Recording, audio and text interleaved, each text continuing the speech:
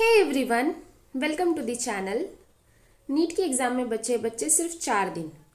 अब 4 दिन में ऐसा क्या करें कि हम लोग 300 से 500 पे पहुंच सकते हैं। सो इसका आंसर तो मैं नहीं करूंगी कि ये पॉसिबल है या नहीं। वीडियो के एंड में आपको पता चल जाएगा कि किस तरीके से आप अपना स्कोर 300 से लेकर 500 पर बूस्ट कर सकते हो। सो वीडियो को स्किप मत करना, एंड तक ज़रूर देखना।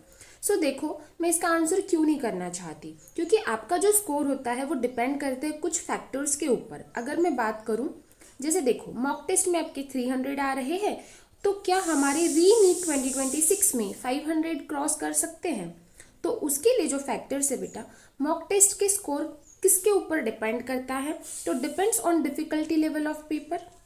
ये तो मॉक टेस्ट का भी स्कोर जो है डिपेंड करता है, एंड नीट का एक्चुअल जो एग्जाम होता है वो भी डिफिकल्टी लेवल पर डिपेंड करता है। ठीक है, लेकिन यूजुअली मॉक टेस्ट जो होते हैं वो टफर होते हैं as compared to actual NEET paper. And क्यों होते हैं ये टफर?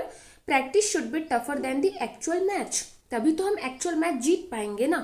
तो नीट का जो एक्चुअल लेवल होता है उससे टफ होता है हमारा मॉक टेस्ट का लेवल। सो अगर मॉक टेस्ट में आपके 300, 400 ऐसे भी आ रहे हैं, तो आपके फाइनल नीट के एग्जाम में 500, 550, 600 तक भी जाने के चांसेस है। ओके, अब हमारा नीट का स्कोर किसके ऊपर डिपेंड करेगा, ये भी तो जरूरी है। तो ये हमारा डिपेंड करेगा लेवल ऑफ प्रिपरेशन, कि आपने किस लेवल की प्रिपरेशन करी हुई है। योर कॉन्फिडेंस, आपका कॉन्फिडेंस कितना है अपनी प्रिपरेशन के ऊपर कि मैं ये क्वेश्चन को कर पाऊंगा नहीं कर पाऊंगा, या हम कितने 100% इफिशियंसी के साथ में क्वेश्चंस को अटेम्प्ट कर रहे हैं। एंड थर्ड मोस्ट इंपॉर्टेंट चीज बेटा, mental calmness during attempting the questions. Examination hall में आपका मेंटल कामनेस कितना है, इसके ऊपर सबसे ज्यादा डिपेंड करता है कि आपका पेपर किस तरीके से जाएगा एंड आपका स्कोर किस तरीके से आएगा। सो मैं आपको अब बताऊंगी कि लास्ट के 4 दिन में हमको करना क्या है। अब तक जो भी न्यू चीजें पढ़कर होनी थी वो हो चुकी है, अब कुछ भी नया पढ़ना बंद कर दो, क्योंकि अब इस टाइम पर जितनी ज्यादा न्यू चीजें पढ़ोगे उतनी ही एंजाइटी होगी। हमें लगेगा 4 दिन में इतना तो नहीं पढ़ सकते थे, इतना सारा कंटेंट हम कंज्यूम नहीं कर सकते। एक अगर मैं एग्जाम्पल की बात करूं तो अकेले जेनेटिक सेक्शन को पढ़ने के लिए 10-10, 15-15 दिन लग जाते हैं, तो हम 4 दिन में क्या ही न्यू पढ़ेंगे? पूरा का पूरा केमिस्ट्री, फिजिक्स, बायोलॉजी नहीं पढ़ सकते। सो कुछ भी न्यू पढ़ना कर दो बंद।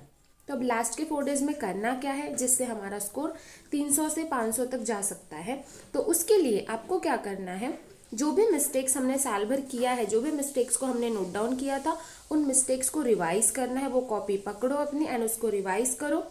सेकेंड चीज, 3 देने हैं फुल सिलेबस मॉक टेस्ट। ये 3 दिनों में एक देना 17 को, 18 को एक एंड 19 को एक। तो 17, 18 एंड 19 जून को आप दे दो एक फुल सिलेबस मॉक टेस्ट, जिसका आपको प्रॉपर एनालिसिस करना है एंड उन्हीं टॉपिक्स को रिवाइज करना है जो ये मॉक टेस्ट में गलत हुए थे।